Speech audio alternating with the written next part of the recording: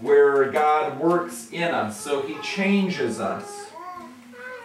So this first point, as we look at it, it is definitely defined by God. The place is now no longer just Jerusalem.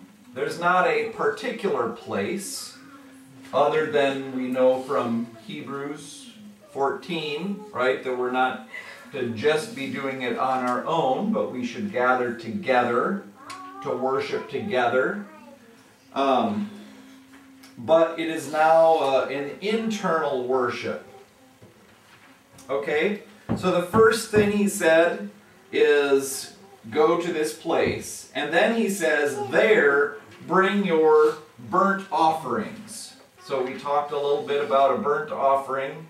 Micaiah, what is a burnt offering? So it's a sacrifice that is burnt. Is burnt? Yes. How is it burnt? They put it over an altar and set it on fire. Yes. How is it different from other sacrifices?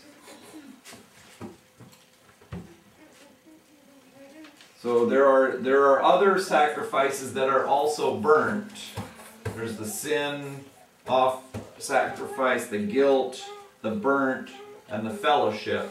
All of them involve some burning. So what's distinctive about the burnt offering? You know? It's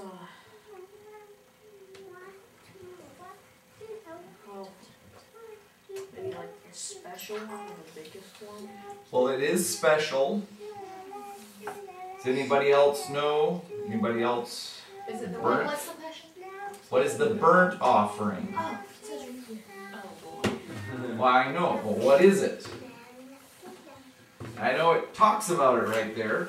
That's why we're talking about it. But what is distinctive about the burnt offering? David, do you know? It's the whole thing. Yeah, the whole sacrifice is given to God. None of it is saved out for the priests.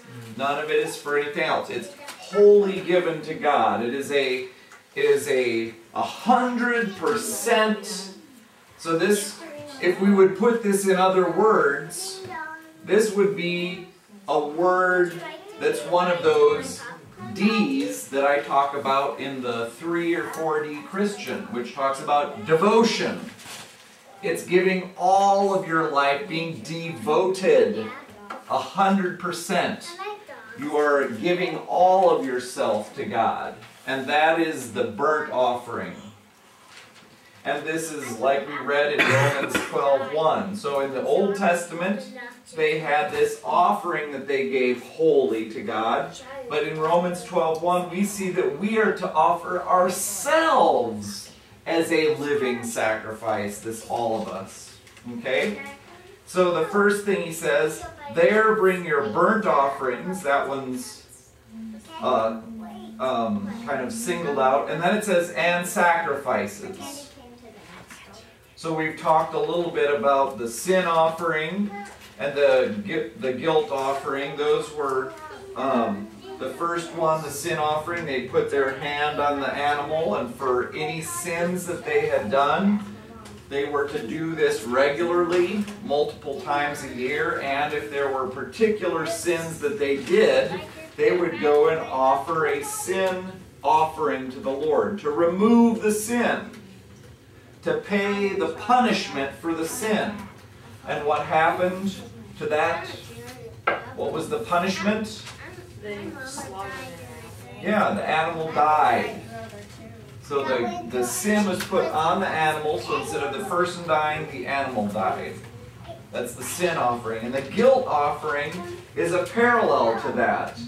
But it removes not only the sin, but the guilt. That's like the stain, the remnant that's left, the defilement that's left because of the sin. So it removes both that and any defilement that could work through the life. So it removes both of those. And Jesus did both of those for us. He removes sin and guilt. Now these two other sacrifices still remain for us. The burnt offering, which is a giving of ourselves completely to God. And the fourth one is the fellowship offering. So do you know what the fellowship offering was? What was the fellowship offering, Joseph? Like a church thing would do.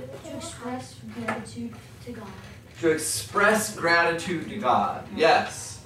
So there was an expression of gratitude. Now, the fellowship offering was different from all of the other ones in that people would bring it to God and they would eat it in the presence of God. So it was like sharing a meal with God was the imagery there. And just as God came to be with his people, the fellowship was to be like enjoying God's presence and sharing a meal with him. So the fellowship offering, and these were sequential. So the sin offering was first, then the guilt offering, then the, hey girls, you're a little too loud. Then there was the burnt offering. That's the whole giving over of all of our lives. And then the fellowship. We can come and share good time with God. Enjoy his presence. And then the next one up on the list, he says, burnt offerings and sacrifices, your tithes. So before looking at this, what is a tithe, Joseph? Well, I was answering that. I was wondering about a grain offering. Oh, a grain offering, yes. What is a grain offering? Offering grain. Yes. To show honor and respect to God. Yeah. So, you know, to that point, at the very beginning, Cain and Abel, God took grain and fruit offerings. It's not that he didn't like those, but it's how they're brought. Just like when we come to God, it's how we're giving it. Are we giving God our best, or are we just kind of like, this is good enough? Yeah, Micaiah? How would you determine which one's the best? The first grown or? Maybe your biggest, the one that, here's how you would determine it. It's like corn. You can tell with corn which one's good and which one's delicious and which one's not ripe yet, or Right. which the worm is eating through. Right. So it's like your prize, your best ones. Here's how you would determine it with like a toy or with candy. He's talking about meat versus If meat. you put them out, it would be the ones that you would not want to share. It would be the ones that you want to keep for yourself. Those are your prized possessions. He's talking about just between me and Micaiah. I know. So it's with fruit and vegetables, you can tell which ones are, wow, that one Just is give them good. all. What? I would just give them all of them. I wouldn't need them anyway. I know you would. You would. But if you were a farmer, it's not just about eating, it's about, that's your money. Right? So you can follow up with that and give God all your money.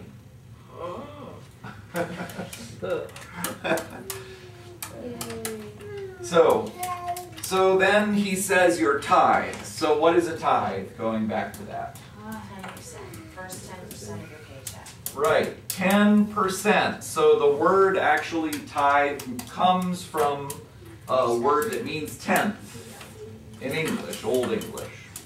So a tithe is 10% of the income, and that's to be given to God.